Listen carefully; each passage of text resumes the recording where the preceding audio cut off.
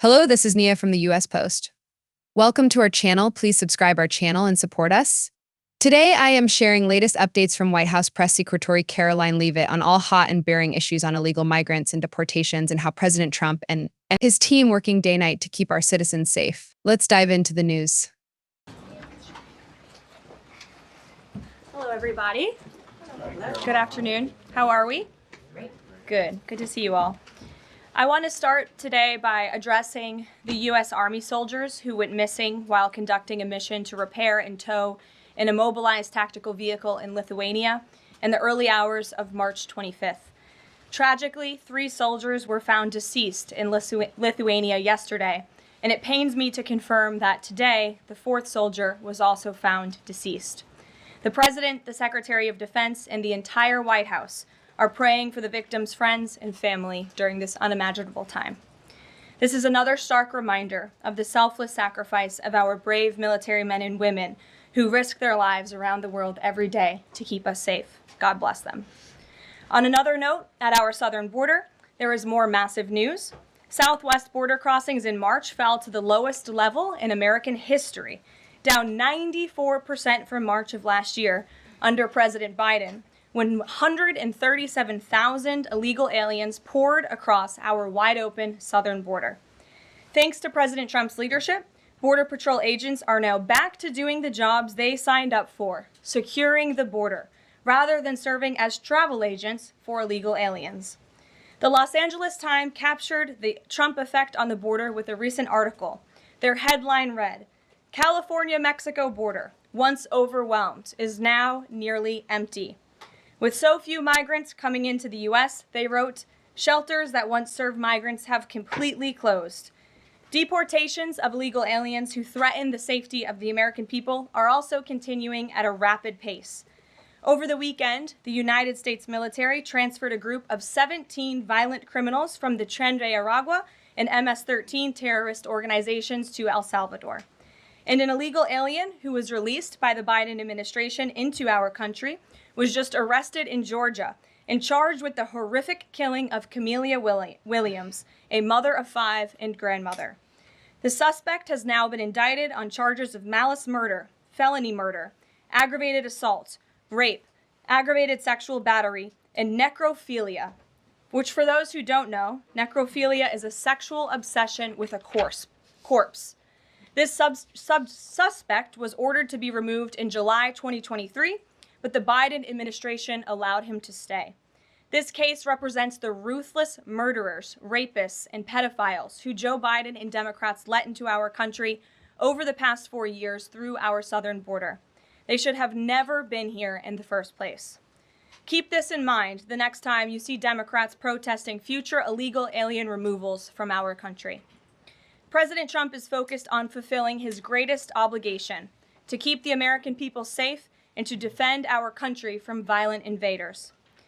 Looking ahead to tomorrow, April 2nd, 2025, will go down as one of the most important days in modern American history. Our country has been one of the most open economies in the world, and we have the consumer base hands down, the best consumer base. But too many foreign countries have their markets closed to our exports. This is fundamentally unfair. The lack of reciprocity contributes to our large and persistent annual trade deficit that's gutted our industries and hollowed out key workforces. But those days of America, beginning tomorrow, being ripped off are over. American workers and businesses will be put first under President Trump, just as he promised on the campaign trail. The president's historic action tomorrow will improve American competitiveness in every area of industry, reduce our massive trade deficits, and ultimately protect our economic and national security. President Trump's economic vision is rooted in common sense. America will offer companies the lowest taxes, energy costs, regulations, if they make their products right here in the United States and hire American workers for the job. It's simple. If you make your product in America, you will pay no tariffs. We have already seen a number of the largest companies in the world respond to this economic approach. For example, Project Stargate, led by Japan-based SoftBank and US-based OpenAI, and Oracle, announced a $500 billion private investment in the United States-based artificial intelligence infrastructure. Apple announced a $500 billion investment in U.S. manufacturing and training. NVIDIA announced it will invest hundreds of billions of dollars over the next 4 years in U.S.-based manufacturing. And the Taiwan semiconductor manufacturing company, TSMC, announced a $100 billion investment in U.S.-based chips and manufacturing. These are just a few of the investment announcements that have already been made, and it is clear that President Trump's America First approach is already working. In our new media seat today is Mark Halperin, the co-founder and editor-in-chief of Two Way, a new live video platform that builds communities around interactive conversations with leaders and content creators from every subject area. Mark and his colleagues welcome all voices into discussions that are spirited but respectful. They have over 37.5 million video views, over 3.6 million watch time hours since the platform began just last year. This is new media in its truest sense, allowing the people to ask questions, make comments, and be an active part of engagement on the most important issues facing the country and our world. With that, Mark, please kick us off, and welcome to the briefing room. Thank you, Caroline. Appreciate it. I'll ask you a question about tariffs and then one from one members of our community about education.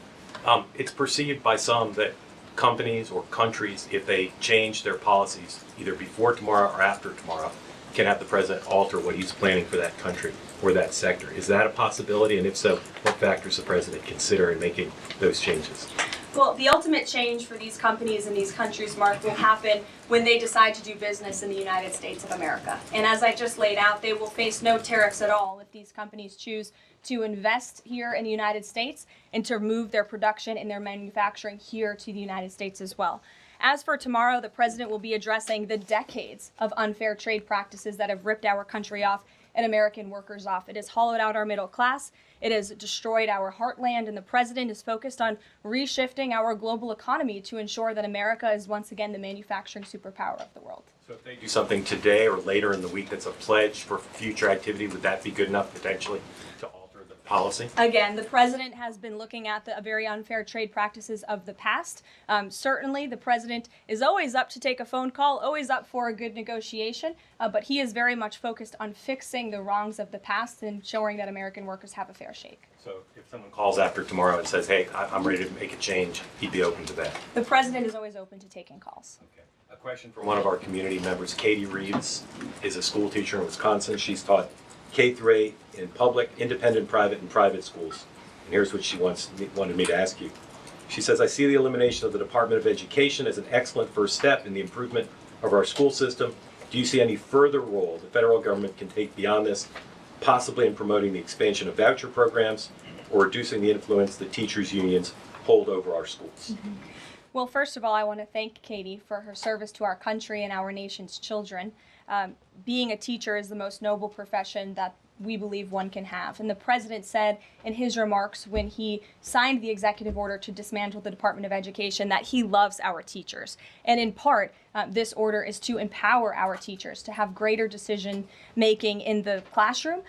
Nobody knows our nation's children and our students better than our teachers who are with them every single day. As for the federal government's role, to get to the heart of Katie's question, the president has made it clear to Linda McMahon that we need to find other places within our federal government for critical programs regarding education. Pell Grants, Title IX, lawsuits, etc., civil rights lawsuits, all of that are critical functions, special needs programs, nutrition programs, but there are other places throughout the federal bureaucracy where those things can happen and work. The Department of Education has been a very bloated bureaucracy. We spent trillions of dollars on this department, and for what? Our children are worse off as far as education goes today than they were when this department originated, and that's very concerning to the president. So, the two issues she cited are those priorities for the president: school education choice, vouchers, and diminishing the role of teachers' unions. The president is very supportive of both of those things, particularly when it comes to school choice. He has said that school choice is the civil rights issue of our time, and he wants every child, regardless of zip code, socioeconomic status, how much money their parents have, to be able to go to the school of their choosing that best suits their educational needs. And he is going to empower state and local leaders to make those decisions on behalf of our nation's children. Thanks for being here, Mark. Jeff.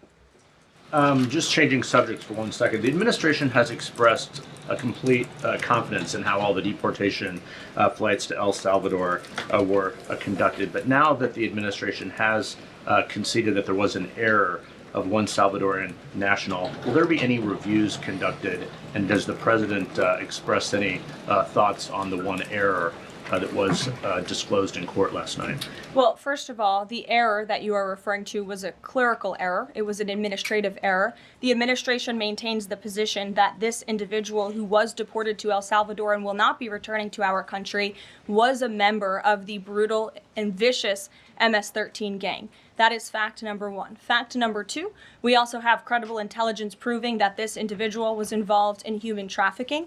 And fact number three, this individual was a member, actually a leader of the brutal MS-13 gang, which this president has designated as a foreign terrorist organization. Fact number four is that foreign terrorists do not have legal protections in the United States of America anymore. And it is within the president's executive authority and power to deport these heinous individuals from American communities. It is a promise he campaigned on. It is a promise he is keeping. And every single person in this room should be grateful for that, considering especially MS-13 is very prevalent and prominent here in the District of Columbia, in Maryland, and in Virginia. And the president, the attorney general, everyone who has been involved in these operations is focused on eradicating these criminals and terrorists from our communities. The vice president said he was a convicted member of MS-13. What evidence is there to back that up? There's a lot of evidence, and the Department of Homeland Security and ICE have that evidence, and I saw it this morning. Steve. Has the president fully made up his mind on the level of tariffs to impose tomorrow? We keep hearing about a 20% flat rate. The president said last night he has made a decision and a determination. I was with him in the Oval Office earlier, and he is going to announce that decision tomorrow. I don't want to get ahead of the president. This is obviously a very big day. He's with his trade and tariff team right now, perfecting it to make sure this is a perfect deal for the American people and the American worker, and you will all find out in about 24 hours from now. And are the car tariffs going to go into effect on April 3rd as scheduled? Correct. Yes, they will. Okay. And last thing, would you like to respond to the Chinese military drills around Taiwan? Yes, I would. As a matter of fact, the National Security Council briefed me on this morning, and they said that the president is emphasizing the importance of maintaining peace in the Taiwan Strait, encouraging the peaceful resolution of these cross-strait issues, reiterating our opposition to any unilateral attempts to change the status quo by force or coercion. That is directly from the National Security Advisor. Just for you, Steve Holland of Reuters. Monica. Thank you so much, Caroline. Elon Musk this week revealed that Doge found that the Biden administration issued over 2 million social security numbers to illegal aliens, found 20 million dead people marked as alive in the social security system. Has the White House confirmed these numbers with Elon, and is the White House looking into correcting this? I'm not sure about those specific numbers that Mr. Musk cited. I can tell you what the Social Security Administration has said themselves, according to an Inspector General's report that was conducted last year, showing there was nearly $80 billion worth of fraud in this program. We know for a fact there are individuals who should not be receiving benefits on the Social Security rolls, and this administration is focused on cleaning out the waste, fraud, and abuse in every agency, but particularly in Social Security, to make it stronger for our tax-paying, law-abiding citizens who deserve these entitlements and programs. Because you did bring up Doge, I do want to tout the incredible efforts that have been made at the Environmental Protection Agency. And Administrator Lee Zeldin is just doing a tremendous job. Just yesterday and today it will be going into effect. He announced that taxpayers will be saved $8 million in annual lease costs by moving staff out of the 323,000 square feet of space that the EPA currently occupies, which is completely unnecessary. Yesterday, Administrator Zeldin also announced he will be shutting down a museum that the Biden administration built to tell a selective story about the EPA's history and climate change. It was a real pat on the back to President Biden. And guess how much American taxpayers paid for it?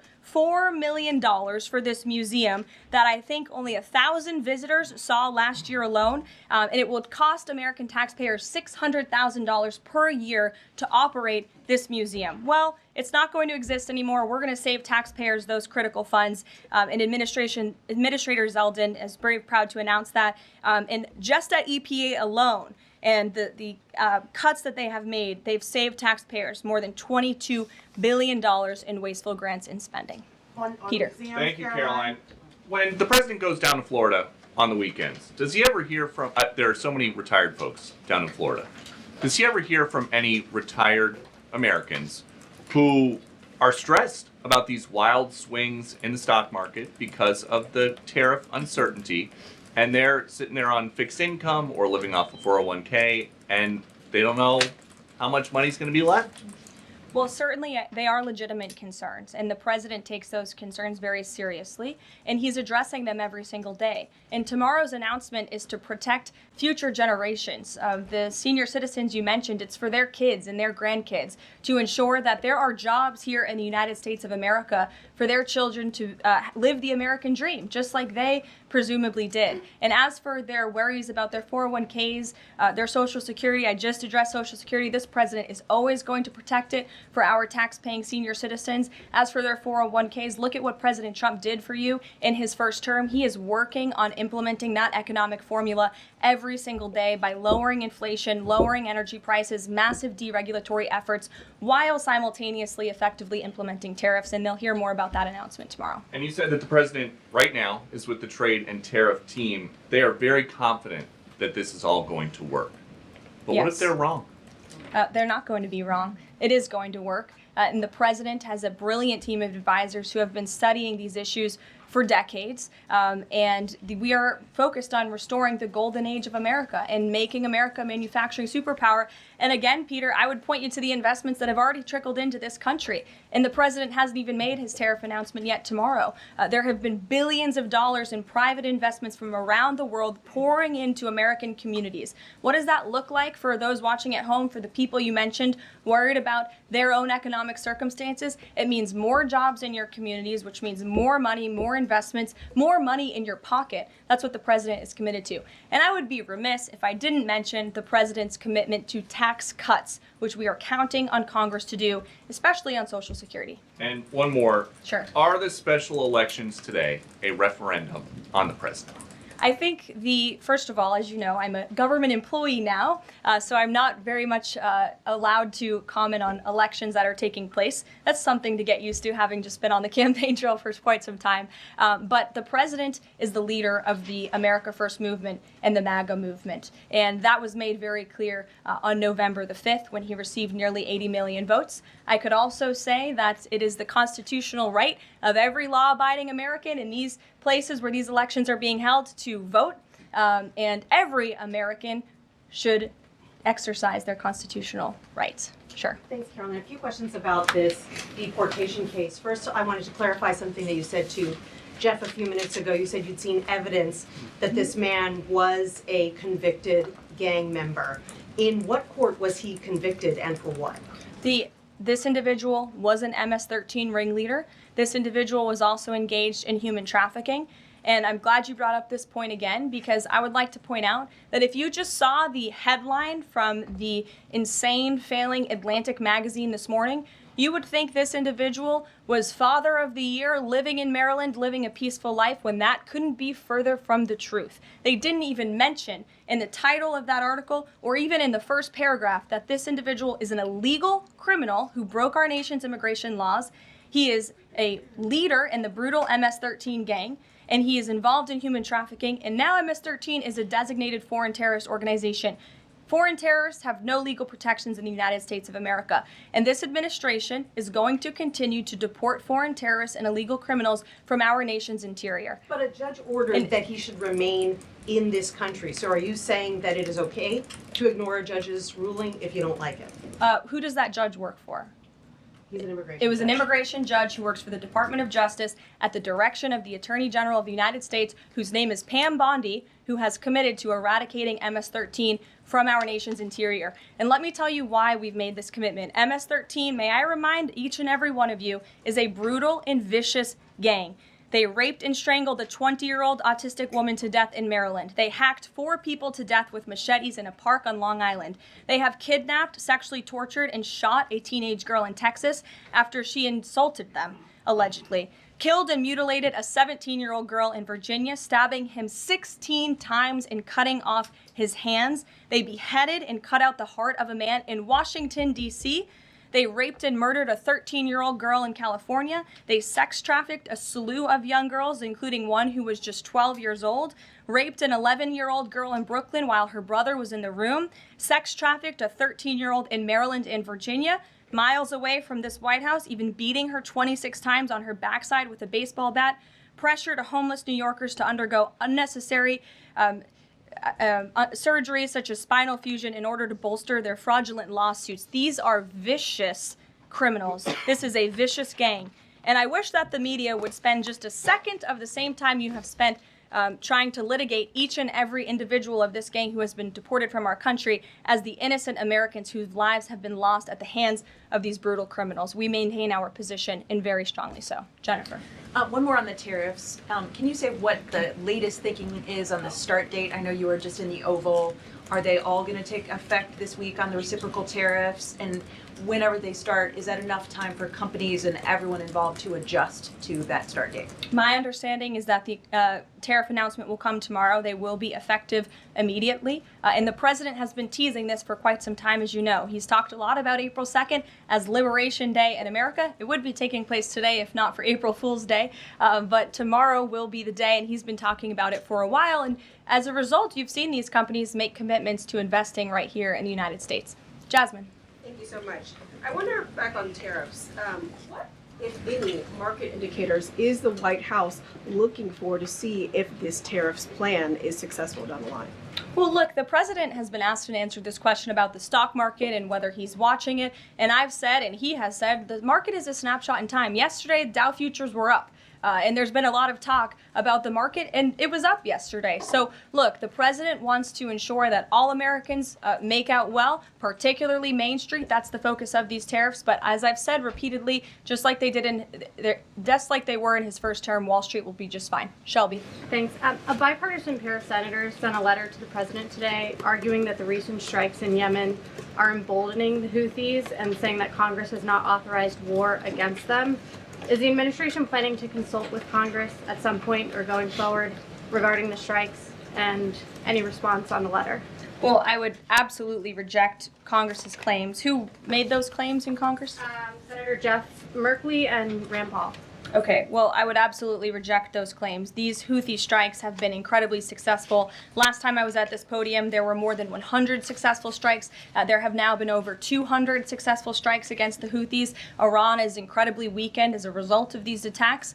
And we have seen they've taken out Houthi leaders. They've taken out critical members who were launching strikes on naval ships and on commercial vessels. And this operation will not stop until the freedom of navigation in this region is restored, which is a critical principle. And this president stands behind our Defense Department, who's doing a tremendous job. And are they going to, is the White House going to confer with Congress going forward on this? I would have to ask our team here at the White House, but the president is well within his authority, as is the Secretary of Defense. Again, these are defensive strikes. The Houthis have been launching attacks on U.S. naval vessels and commercial ships for quite some time.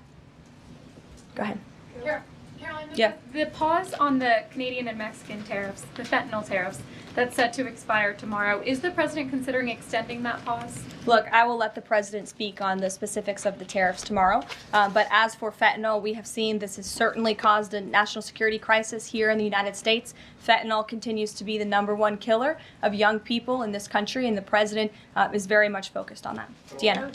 Thank you, Caroline. The president recently signed an executive order on making D.C. safe and beautiful. On the campaign trail, he talked about making New York great again. Does he have any plans on establishing a similar task force? Has he been pressuring Governor Hochul in any way in his conversations about New York and lowering crime? Well, he has been in correspondence with Governor Hochul quite a bit on the issue of crime, also on the issue of congestion pricing, and so many other issues that are facing New Yorkers. And he wants New York to clean up their streets just as he does here in Washington, D.C. He also speaks to Mayor Adams as well. So he's engaged with state and local leaders across the entire country to ensure they're doing their part to help American citizens in each and every state, regardless of if it's a red state or a blue state. A question on Russia. Yesterday, the Russian government said that their new goal is 160,000 conscripts for the war. Has the president seen that number? And does he have any response given his recent conversations on peace talks? Well, I can tell you what the president said last night, and that is he is frustrated with leaders on both sides of this war. He wants this war to end. There are men that are dying on both sides, and it's been going on for far too long. Our team continues to be engaged with the Russians as we are with the Ukrainians, and the president continues to be very, very much engaged on this topic every single day. Caroline? Sure. Caroline, Sure. The president said over the weekend that he couldn't care less if prices went up on foreign cars because people buy more American cars. There's been consensus from a lot of economists that these tariffs could raise prices on other goods as well. Is the president comfortable with Americans on Main Street paying more because of these tariffs? The president is doing everything he can, and this entire administration is doing everything we can to bring down the cost of living in this country. An inflation mess that was fueled by the previous administration's reckless spending, overburdensome regulations that this administration is focused on slashing every single day. I just read you a statistic just from the Environmental Protective Agency alone. We're saving taxpayers money that's ultimately going to drive down inflation, and we're unleashing the might of our energy industry, which will bring down prices as well. To the heart of your question, because this is very important to the American people, you should trust what this president did for you in his first term. He effectively utilized tariffs while driving down inflation. It was a record low 1.4% when he left office, and he's focused on getting back to that. It's unfortunate the previous administration left us in this mess. Sure. Representative Anna Paulina Luna left the Freedom Caucus over their lack of support for her bill that would allow new parents to proxy vote around 12 weeks around the birth of their baby. Does the president support that bill? I'm not sure. I haven't actually talked to the president about that bill, but I certainly can and can get a take on if he supports it or not. Thank you. And one more. The D.C. Circuit ruled last week that the president can fire holdover Biden appointees of independent agencies. Will this ruling empower President Trump to dismiss more federal employees? Well, the president has given the responsibility to his cabinet secretaries to hire and fire at their respective agencies, and they reserve that right. You saw the Secretary of Health and Human Services announced more layoffs today. This is all part of the administration's effort for a mass reduction in force in the federal bureaucracy here in Washington, D.C. to save American taxpayers money. As for agencies within the president's executive authority, the president retains that right. And we've seen there have been bureaucrats at some of these agencies that have been trying to act independent. They need to remember who they work for. It's the executive of the executive branch. You look at the United States Institute of Peace, for example. There was a little bit of a standoff with bureaucrats over there who didn't want to realize who they work for, and that is Donald Trump. And President Trump is focused on streamlining these agencies to save American taxpayers money, and he has every right to do that. Caroline. Sure. Go ahead. Thanks, Caroline. Yeah. In Gaza, the bodies of 15 rescuers have been found in their sort of ambulances where they were apparently killed by Israeli forces. Just wondering if the White House is going to be calling on Israel to investigate that and to try and avoid similar casualties involving rescue workers in future. Well, as for the specific situation you just mentioned, I'll talk to the president about it and our national security team. What I can tell you is what I've spoken with the president on. He very much remains committed to backing Israel, and it was only because of this president and his team's leadership that we had a temporary ceasefire in Gaza, that we were able to bring many hostages home. And the president made it very clear to Hamas, you get the hostages out, all of them, or there will be hell to pay. And Hamas is certainly witnessing what it feels like for all hell to be paid, and the president supports Israel's right to defend itself. Any progress at all on a ceasefire at the moment, as far as the president's concerned? The president and his team continue to be engaged on this every single day. Sure. Go ahead, So I'm just wondering, related to that, if you have an approximate date for the president's first foreign trip. I think there was a little confusion yesterday about what month he was talking about. And then will he need a ceasefire to be in place or closer, either in Gaza or in Ukraine, before that takes place? The president will be heading to Saudi Arabia in May. As for specific dates and details, we will be reading those out to you as soon as we possibly can. I know our teams are working on the details of that trip. And then again, as for a ceasefire, the president's made it clear that's what he wants to see in Russia and Ukraine, and his team continues to be engaged on it every day. Kelly. Signal, you said case closed yesterday. as that case was closed, do you have anything that you can share about what was learned, how this can be avoided in the future, any sort of findings from that investigation? The case is closed and the president continues to have confidence in his national security advisor. Yes, Kelly. Kelly. Thanks, Caroline. So the Sorry, president Ed. has said. Ed, I'll come to you after. The president I'm said. glad you're so eager to ask a question. It's Liberation Day. Yes, it is. Caroline, the president has said foreign Tomorrow. countries and companies will eat the cost of tariffs. In his speech on Inauguration Day, he said, quote, instead of taxing our citizens to enrich other countries, we will tariff and tax foreign countries to enrich our citizens. Right. So then why did he have to tell the domestic automakers not to raise prices? Well, that was a private conversation that was had. I'm not sure if that comment was made or was not made. But as for what the president said in his Inauguration Day speech, he's absolutely correct. A tariff will be a tax on these foreign nations, these foreign companies, and if they want to be absolved of that tariff, then they can come here to the United States of America to do business, bring their jobs here. Yes. Edward, go ahead. Thank you. So Canadians have been negotiating with the Commerce Secretary over the trade, the tariffs. How many companies are mutually talking with the U.S. or countries are mutually talking with the U.S. to lower tariffs? I don't have a specific number, but I can tell you there have been quite a few countries that have called the president and have called his team in discussion about these tariffs. But again, there's one country the president cares most about, and it's the United States of America, and doing what's best for the people who elected him to this office to restore their jobs, their wealth, and their prosperity. I'm looking at the clock. I have a hard out today. I have a hard out today because I'm actually heading over to the State Department with the First Lady of the United States. She will be delivering remarks at 1 o'clock this afternoon at the 19th International Women of Courage Award ceremony with our great Secretary of State Marco Rubio. That starts at 1. This is the 5th year Mrs. Trump is participating and standing with brave women leaders who embody American values abroad. And the First Lady in her remarks today will highlight the profound connection between the love and courage that will be shown by this year's honorees. I encourage everybody to tune in at 1 o'clock, and then we'll see you all tomorrow for Liberation Day. Thanks, guys. Thanks, Caroline. Thanks, Caroline.